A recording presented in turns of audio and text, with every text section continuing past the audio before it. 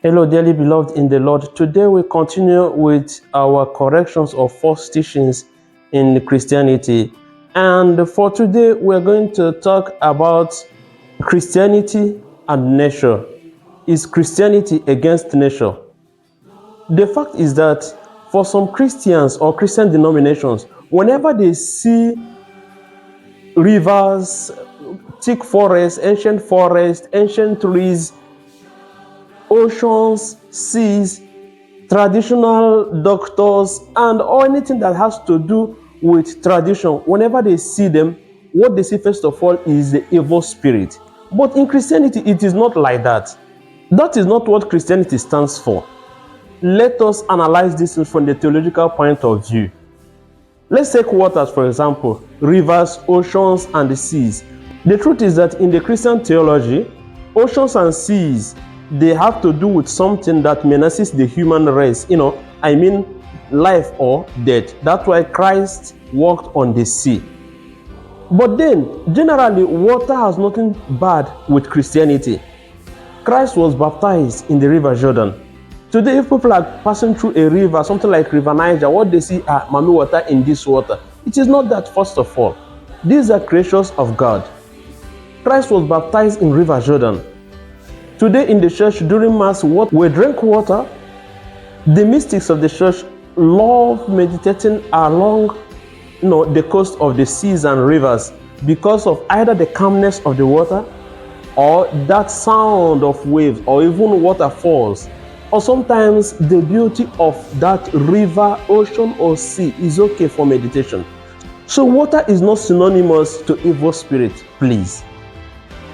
We'll get back to that again. Then when we come to other things like trees, herbs, and forests, for God's sake, these things, they are not synonymous to evil. God gave them to us so that we eat them, we treat ourselves with them. And today, many monks, many men and women of God are into herbs. They're into using it traditionally to heal our people. We have other people also that use them. When you break your bone or some sicknesses, people will just bring one or two things, they put them together. The most recent of it all is this COVID-19 stuff.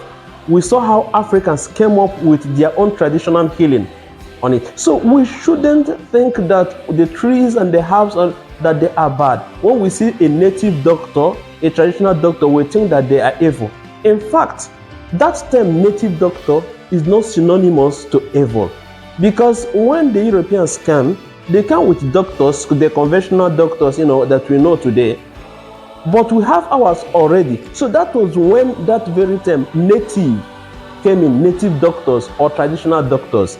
So officially, there's nothing bad with somebody healing, treating others with herbs, with trees and other things. These things are not bad on their own. In the Bible, Christ used the sand mixed with saliva to heal somebody. Even talking of other using of animals, it is not also bad. When you know that if I crush the bone of so and so animal, it can give me so and so thing in my body, or it can heal another thing, it is not bad. We see in the Bible, the family of Tobit and Tobias, you saw how the angel Raphael was able to heal them using the parts of a fish. They got it from the water. We saw in the life of Christ also, when he was asked to pay his taxes, he sent Peter to the river to go and get a fish and open it and get what is needed there. So all these things, if somebody comes to you and you know that I need some stuff from the river to heal this person, you go to the river and get it and come back. There is nothing bad with it. I have to go to the forest to get something. You go to the forest, you get it. You know that the sand or other things, other nature, that they can help, other elements of nature that they can help. There is nothing bad with these things. When we come to things like the sun, the moon, the stars, Christ made reference to all these things. God created them for us. So the Bible made mention of them severally and how they are very, very important to mankind. So officially, these elements of nature are not bad. But then,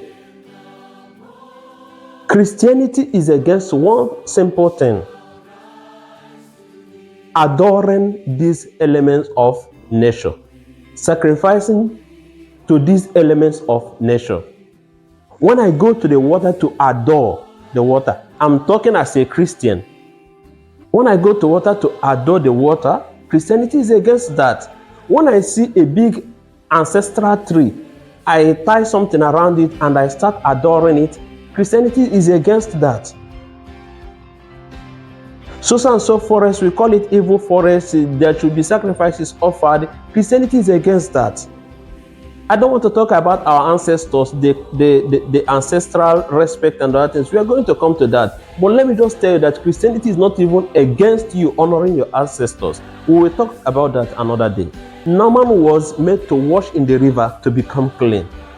We saw the pool of Bethesda that has miraculous powers. Should we adore the pool of Bethesda because it has spiritual powers? Should we adore River Jordan because Christ was baptized there? Should I offer a sacrifice to a tree because it is an ancestral tree or because it has some spiritual powers? No.